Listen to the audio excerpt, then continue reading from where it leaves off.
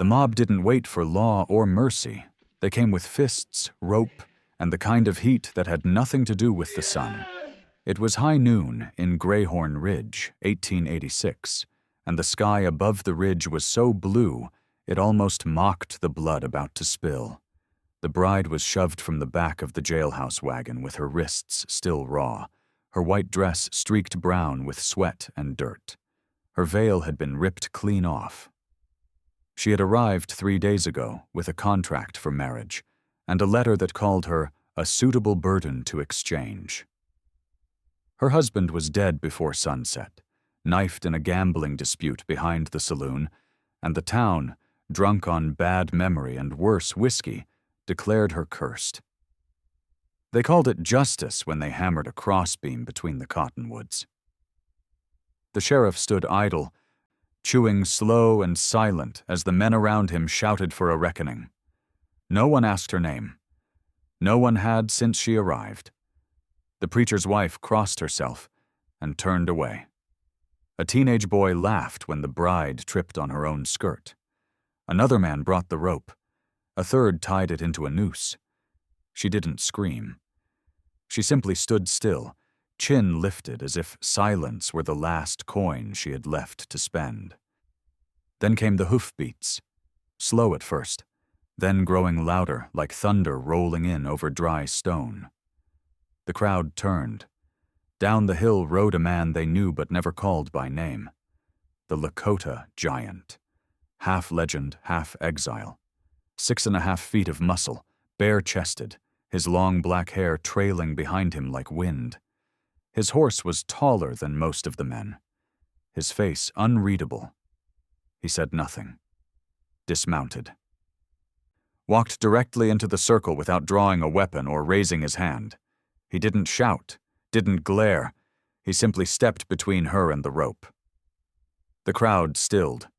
One man scoffed and moved to speak, but the Lakota man turned his head slightly, and the scoff died before breath reached air. The sheriff spat again, but didn't move. Slowly the giant looked at the noose, then at the girl. She was still trembling, eyes glassy. Then, without thinking, she reached out, not to beg but to anchor herself, and her hand gripped the side seam of his leggings. He looked down. She parted her lips once. No sound. Then again. Still nothing. The third time, her voice cracked through the dust. His name. Not loud, not desperate, just real. The way you'd say water after crawling through fire. And he smiled. It wasn't wide or heroic. It was simple. Human. Warm. The kind of smile that burned away cruelty without flame. Behind them, a man dropped the rope. Another backed away. The teenage boy stopped laughing. The air changed. Not because someone ordered it to, but because mercy had arrived in the shape of something unshakable. The giant took one step forward. The crowd split. And for the first time in 3 days, the bride stood tall beside someone who had not come to own her, but to stand with her. They rode out before anyone found their courage again. No one followed, though a few spat in the dust to pretend they would have. The sheriff stayed leaning on his post, watching the pair vanish past the edge of town like a chapter closing too fast to understand. The Lakota giant rode without speaking, his horse sure-footed on the rocky path north of Greyhorn Ridge. Behind him, the girl clung to the saddle blanket with both hands, her breath sharp from holding too many tears inside too long. Her name, finally spoken, was Claire. Just Claire. Her voice had cracked when she told him back in the cottonwood clearing after the rope had hit the dirt, and he had simply nodded, like her name was enough to believe she belonged to the living. Now, each hoofbeat felt like a vow.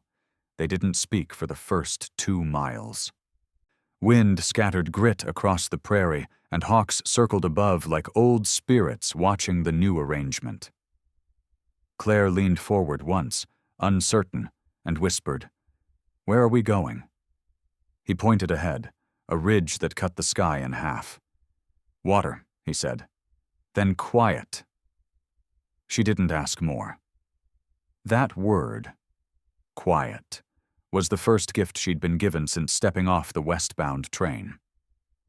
When they reached the creek, he dismounted and helped her down without touching her more than needed. Still, the gesture, open palm, waiting, felt more sacred than any vow she'd read in her dead husband's short letter. Claire knelt and drank like someone half-human, half-wild thing, shivering though the sun still blazed. The Lakota man crouched nearby, his gaze on the trail behind them. "They'll forget you by sundown," he said. "They always forget what doesn't bleed loud enough."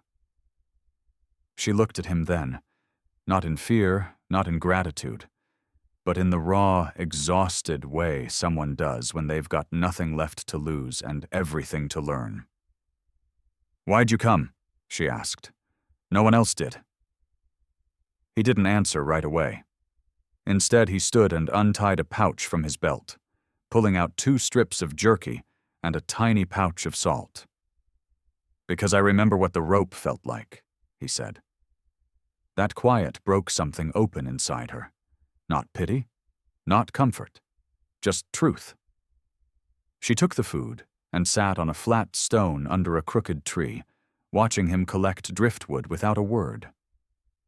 When he struck flint to spark a small fire, she whispered, "Does it have to be this quiet forever?" He didn't look up. Only long enough to hear what the world doesn't shout. She blinked, then nodded, folding her knees up to her chest. Far off, thunder grumbled over the Badlands. Not storm thunder, gunfire. Distant, but moving. He looked toward it, jaw tense. She noticed it, too. "Someone's fighting," she said softly. "Someone always is," he replied. Then he turned to her fully for the first time since they'd left Greyhorn. "But we don't have to fight alone." And there it was. Not a promise, not even protection, just an opening. A door in a wall neither of them had built, but both had stood behind too long. By the third sunrise, the hush between them had changed. It wasn't silence from fear anymore. It was something like rhythm. Claire learned the Lakota man's habits without asking. How he checked the wind before every stop. How he paused near any creek bed longer than needed just to listen, and how he never used her name unless he was about to say something that mattered. They were 3 miles from Narrow Ridge when they smelled the smoke. Dry, bitter, carried on a wind that didn't belong in autumn. He stopped first. Claire's horse nudged hers nervously, and she reached to calm it before she saw what he already had. A trail of charred trees winding up the ridge's left flank, and something dark smeared across a boulder where no shadow should have been. "Blood?" she asked. He nodded. "Old. Maybe 2 days." "Yours," she whispered. "Not this time," he said, and that made her shiver more than if it had been. The ridge rose like a cracked spine through the earth, one side scalped by fire, the other green and trembling under gray sky. They dismounted.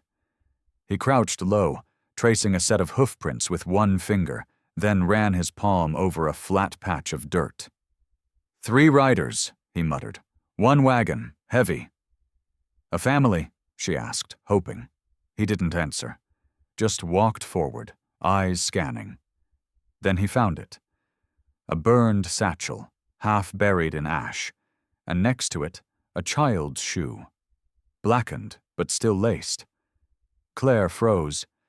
She hadn't seen a child since her husband's funeral 6 months ago, when she'd run from a town that called her cursed. "We should bury it," she said, "if there's nothing left to follow." But the Lakota man shook his head. "We follow. You don't burn wagons unless someone survives." His logic scared her. Hope was heavier than grief. It asked you to keep walking. By mid-morning, they'd traced the drag marks across the ridge to a small plateau, where stones had been turned into makeshift cover and blood had pooled behind a thorn bush. They moved slow, careful. And that's when they saw it. A girl, maybe 9, maybe younger, crouched low behind a half-dead tree, a rifle in her arms so big it looked like a sin. Her hands shook. Her mouth moved, repeating something too soft to hear. When the Lakota stepped forward, she fired, missed by 6 feet, but the thunder of it cracked the quiet. Claire didn't run. She walked straight toward the girl, both hands raised. "I'm not here to take," she said. "I'm here because someone smiled when I said his name." The girl blinked. Lowered the rifle just enough to cry. Her name was Lena. Her father and brother had been taken by riders who weren't done hunting, and now the trail bent toward something bigger than healing. It bent toward rescue, toward risk, toward choosing not to ride past the wounded but to kneel beside them. The Lakota man turned to Claire as she knelt beside Lena. "You still want quiet?" Claire looked up, eyes wet but steady. "No," she said. "I want a voice. And if she's screaming inside, I'll help her scream louder."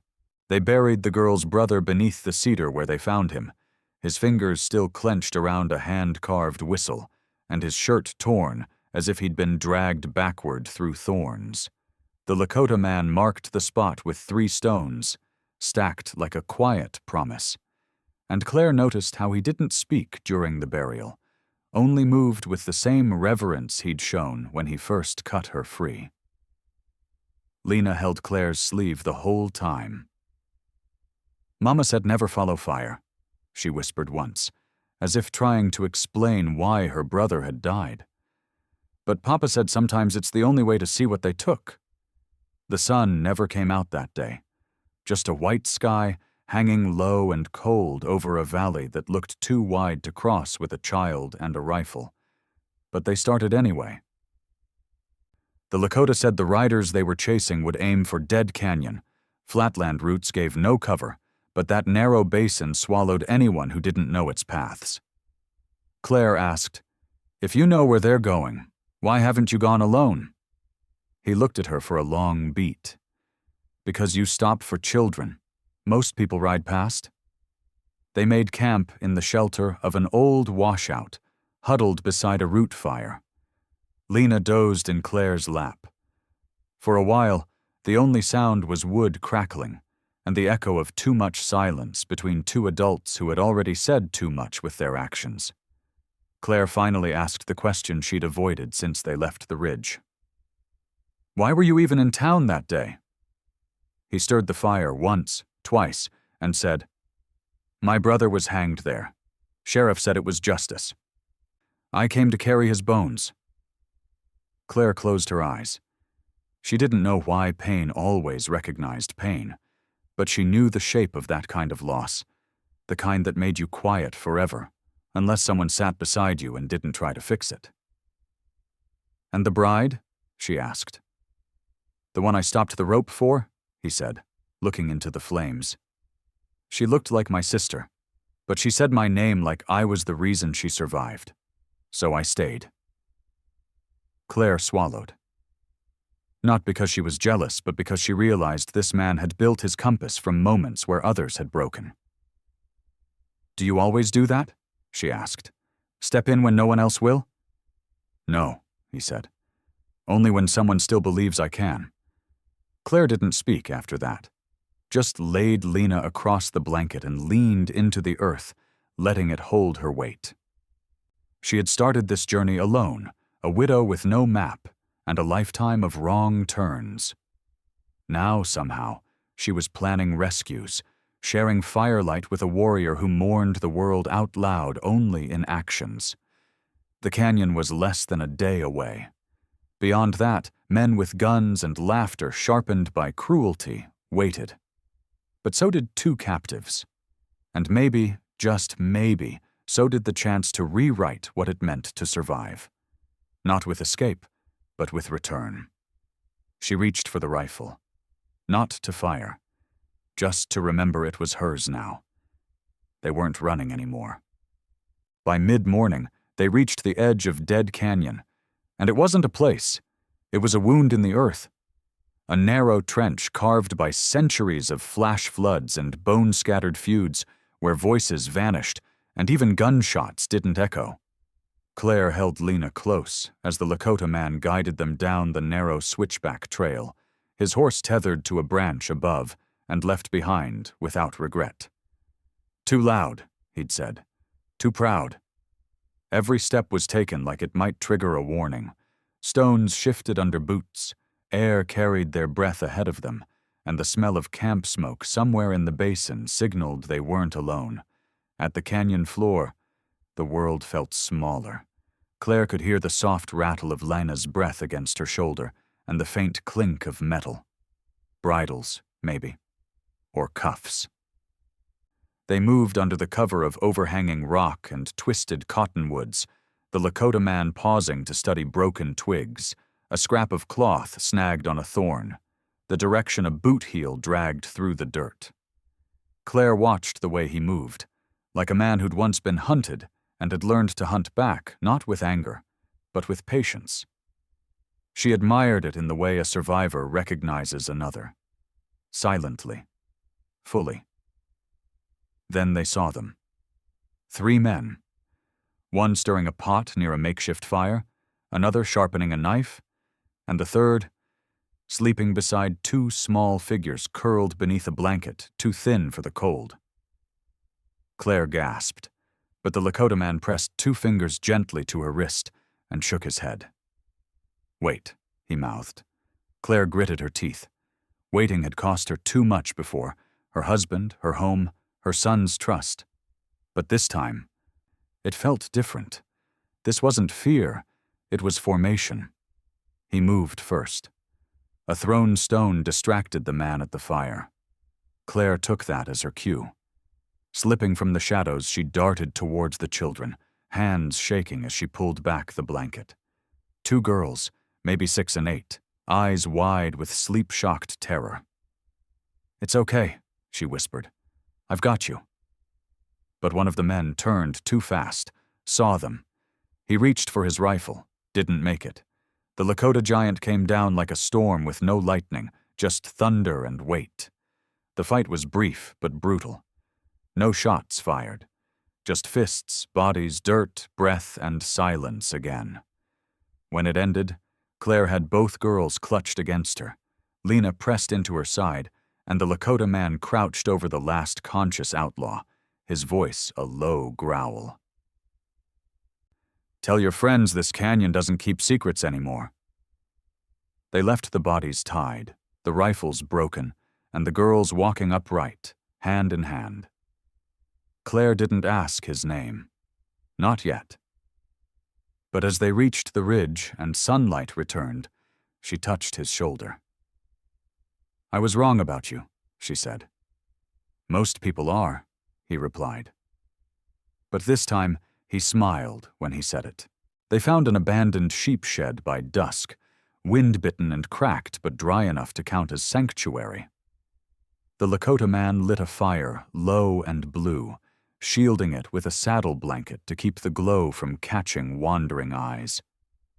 Claire sat cross-legged, wrapping Lena in her shawl while the 2 rescued girls, Delilah and Em, slept against a bed of old straw like they hadn't rested in weeks.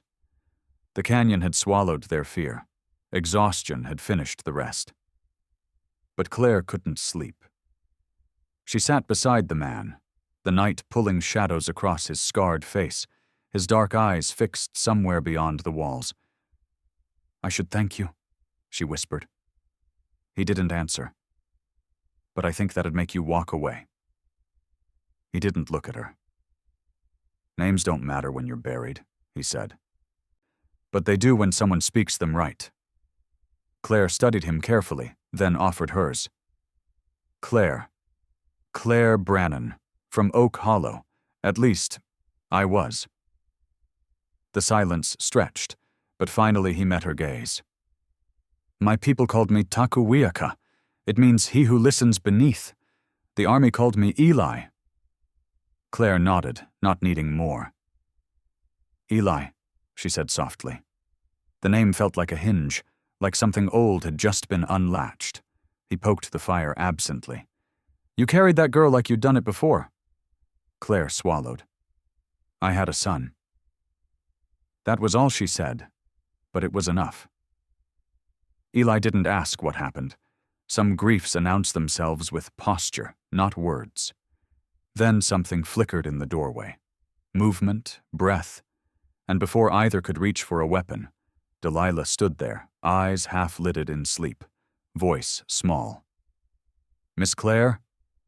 My sister's sick! Claire rushed to Em, who lay shivering, skin pale and breath shallow. Fever, she muttered. We need water, willow bark, something. Eli was already outside, reappearing moments later with a canteen and a bundle of herbs Claire didn't recognize but trusted anyway. As she crushed the bark and coaxed drops of water into Em's mouth, Eli tended the fire and placed hot stones near her feet. For hours they worked, side by side, no longer strangers, not quite allies, but something forming in between. As dawn cracked the edges of the sky, Em stirred and let out a faint whimper. Claire exhaled in relief. Eli stood slowly and walked to the open doorway, letting the cold breeze cut through him. Claire followed. You've done this before too, she said. Saved people. He didn't deny it. Didn't always mean to, he replied. Claire tilted her head. Maybe it's not about meaning to. Maybe it's just who you are. He looked at her then, really looked, and for the first time since the pass, he didn't wear the mask of silence. And who are you? He asked. Claire didn't answer. Instead, she reached up, brushed a leaf from his shoulder, and whispered, someone who finally feels safe saying her name again. By midday, they moved again, heading north through canyons where vultures circled high and the wind no longer whispered. It warned. Eli walked ahead, scanning every slope, every bend, as if expecting rifle barrels behind every thorn bush. Claire kept the girls close, her arm around Em, while Delilah clutched the hem of her skirt like it was a tether to life itself. They passed bones, animal mostly, but not all, and Claire understood why Eli never said this road was safe, only necessary. At the ridge, they paused. Below them, a homestead burned. Smoke rose steady and slow from what used to be walls. Claire gasped. That's Caldwell Ranch, she whispered. It was 3 miles west from the mission. They had 2 sons. Eli didn't respond. He crouched, fingers brushing the dirt. Boot tracks, 4 sets, 2 horses, 1 wagon wheel. Claire felt her stomach twist. That's not firewood theft. No, he said flatly. It's hunting. You mean, they're ahead of us? The words landed like stone. They turned back, climbing higher into the rocks, where the narrow paths and sudden cliffs made pursuit harder. It also meant hunger. By sundown, the girls were weak, and even Eli's gait had slowed. Claire offered the last of the cornbread, breaking it into pieces with dirt-stained fingers, giving her own share to Em. You didn't have to do that, Eli said. Yes, I did, she said, because no one did it for me. A pause passed between them, heavier than before. Then Claire looked up, squinting into the dying sun. Is that a chapel? They climbed the last ridge and saw it, an old Spanish mission, half-cracked and bleeding ivy, but still standing. The cross atop its roof leaned sideways, but the doors stood tall. We stay here, Eli said. Inside, the air smelled of dust and pine oil. Pews lay toppled, but there was water in the basin and woven mats behind the altar. They made camp by the pulpit. That night, Claire stirred. A sound, gravel outside, then footsteps. Not Eli's. She stood, heart racing. The door creaked open. A man entered. White shirt, red beard, pistol on his belt. Well now, he said with a smirk. Ain't this a surprise? Claire stood protectively before the girls. "You're lost," she said. "That so?" He took a step forward. "Looks to me like I found exactly what I was looking for." Then, crack.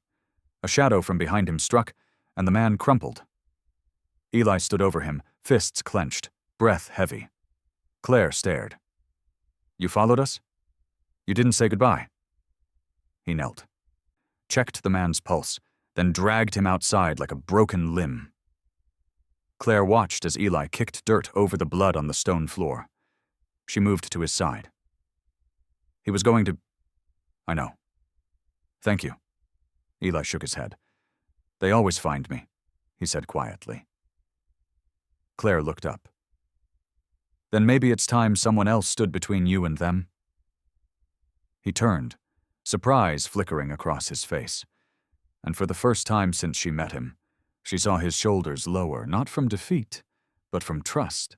The morning after the mission felt quieter, but not safer. Eli buried the red-bearded man behind the stone wall, marking the grave with a jagged board and no name. "He chose what he chose," he muttered, dusting his hands clean. Claire didn't ask if he'd done this before. She knew he had. The girls helped sweep the chapel's inside, Em carrying sticks like a priestess in ceremony, and Delilah humming as if the violence of the night had not happened in her lifetime. Eli sat sharpening his knife near the doorway, but Claire noticed how his eyes flicked, always towards the ridge, the gate, the trail below, always watching. "You think they'll come?" she asked quietly. "No," he said. "I know they will." Before noon, a rider approached. A boy, not more than 15, hands shaking, rifle across his back, white kerchief around his throat. He dismounted barefoot and raised both hands. "They sent me," he said. "Said if the man who killed Hank's still alive, there'll be 5 more by sundown." Eli stepped forward. "What's your name?" "Tommy." "Tommy, go home." "I don't have one." Claire stepped beside Eli. "You hungry?" The boy nodded. She brought him beans and cornbread. When he finished, he looked at her, not Eli. "He's not what they said," he whispered. "I didn't think he would be." Tommy left. By sundown, no riders came. But at nightfall, someone else did. A woman, riding alone, wearing a long black cloak, her gray hair braided, a silver star badge glinting under her scarf. She rode straight to the chapel, dismounted, and looked Eli in the eye. "Jonas Reed," she said, "you left 6 dead in Blue Hollow and 3 graves without names in Bent Tree. And yet this time, you left one alive? That change your new gospel?" "He was a boy," Eli said. "So was the last one," she replied coldly. "But I didn't know you then." Claire stepped forward. "Ma'am, this man, he's protected my daughters, my home, my life. Whatever he was, that's not who he is now." The woman looked between them. "You're the widow." "Yes." "And you trust him?" Claire nodded. "More than anyone." A pause. The woman sighed, then turned to Eli. "Then you'd best stay where folks can see you. Shadows make ghosts out of men. Stay in this chapel till the sun burns your story clean." She handed him a slip of paper. "Your name's off the bounty list, but not off mine." She turned and rode away. When she vanished, Claire turned to Eli. "You didn't even flinch." "That was my sister," he said quietly. Claire stared. What?" "She's been chasing me 12 years." Claire sat beside him, trying to make sense of all that wasn't said. Eli didn't explain further, just rested his hand on the floor where Em now slept, curled in her coat. "This ain't over," he said, "but it's the first time I've seen morning coming. Without regret." Claire placed her hand over his. Then let it come. The mob came just before dusk. 8 riders, 3 on foot, 2 carrying lanterns, the rest gripping rifles with the kind of hunger that didn't come from fear, but from old pain wrapped in pride. Eli stepped out alone, arms down, empty hands visible. Claire stayed inside the chapel with Delilah and Em behind her, both girls clutching each other silently. One of the riders called out, "Jonas Reed, step forward." Eli did, his voice steady. "That name's done more harm than good, but I won't run from it." A man with a scar across his cheek dismounted. "You left my brother bleeding behind Taylor's Ridge. You called it justice. I call it cowardice." Eli didn't argue. He dragged a mother from her wagon and set fire to her pantry with her daughter inside. "I did what law didn't." Murmurs passed through the group. One woman in the back lowered her rifle. Another man raised his. "That doesn't make you God." "I never said I was," Eli replied, calm as the wind. "I just didn't wait for a courtroom that never came."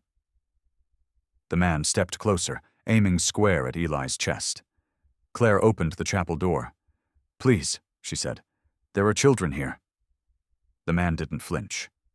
"My brother had children too." A small voice called out, trembling. "But he hurt people, didn't he?" Silence. Then, from the left, a new voice. "I was there." Tommy, the barefoot boy, stepped from the trees. "He saved us. I saw the fire. I saw the girl." The rifle lowered slightly. The mob shifted, unsure. The man with the scar turned to Eli. "You still carry his hat?" Eli nodded. "Buried him with it?" That stopped him. A pause hung in the air. Tense, loaded. Then the woman with the lantern spoke. "You did what our courts should have, and you didn't hide. I say let the land judge him now." One by one, they turned away, all but the scarred man. He lingered, jaw set. "If I ever find out you lied—" "I didn't," Eli said.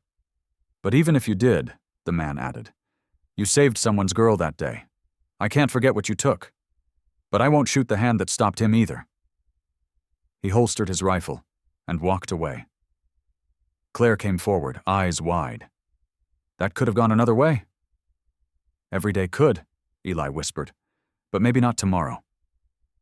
That night, the wind felt softer. Em slept with her cheek pressed to Eli's side. Delilah drew pictures in the dirt. Claire baked cornbread without crying. When they sat to eat, Claire placed a folded note at Eli's place. It read, simply, "You belong here. If not for what you were, then for who you are now." He read it in silence, then placed it back on the table without a word. But Claire saw it, the smallest thing. His shoulders, unclenched. By sunrise, the chapel yard was silent again, dew thick on the grass, the wildflowers bending with it. Eli stood beside the carved rail fence, watching the mist burn off the valley. His coat hung loose over his shoulders, one sleeve still torn from the night he'd held off the crowd that never came. Claire stepped out quietly, not wanting to break the stillness, but he turned before her boot hit gravel. "They didn't come back," he said. She nodded. "You didn't expect them to." "Didn't know what to expect anymore," he admitted. "But fear ain't the same as justice." She stepped closer. "Delilah wants to stay. Said she never had a room with a window before." He smiled, just barely. "She'll get one that faces east. Sun's good for sorrow." Claire folded her arms, studying him. "You never told us your full name." He shrugged. "Didn't feel right. Keeping something dead alive. Then give us the one you want to be called." He looked down, then back at her. "Eli's enough. The rest don't matter." "It does to us," she said softer. "We need to know the man we're trusting." He didn't speak for a long while. Then, "Elias Morgan, used to be a private, then a wanderer. Now I fix fences and teach a girl how to hold a pencil." Claire took his hand. Not romantic, not timid, just real. "Then Elias Morgan, come inside. The girls made coffee." Inside, the table was full of small things. A blue ribbon Delilah found in the barn, a sketch Em drew of a wild horse, a loaf of bread that rose too high. But everything had weight, meaning. He sat down across from Em. Draw anything new? She held up a picture of him holding a shovel, and her holding a flower. You plant. I pick, she explained. He nodded slowly. Fair trade. Claire poured coffee, sliding the mug toward him. You still think you don't deserve peace? He didn't answer immediately. Deserves a word folks use when they think God works in ledgers. She waited. And? I don't think he does. I think he just shows up with enough morning light to keep going. Outside, a breeze lifted the cloth on the windowsill. Elias looked toward the doorway, where the sun had begun spilling across the wooden floor. For the first time in years, he didn't flinch from the light. He simply breathed it in. Claire watched him from the stove. What are you thinking? He met her eyes.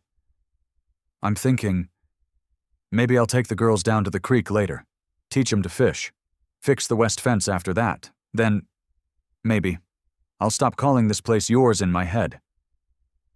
She smiled. Then it's settled. Em climbed into his lap without asking. Delilah set the picture in the center of the table. And Elias Morgan, who had slept with ghosts for far too long, picked up his mug, exhaled slowly, and chose to stay. Please like, share, and subscribe to support more true-hearted stories on Stories Left Behind. If you had stood in Dustvale that night, would you have knelt with Jonas and Elira, or turned away in silence? Tell us in the comments.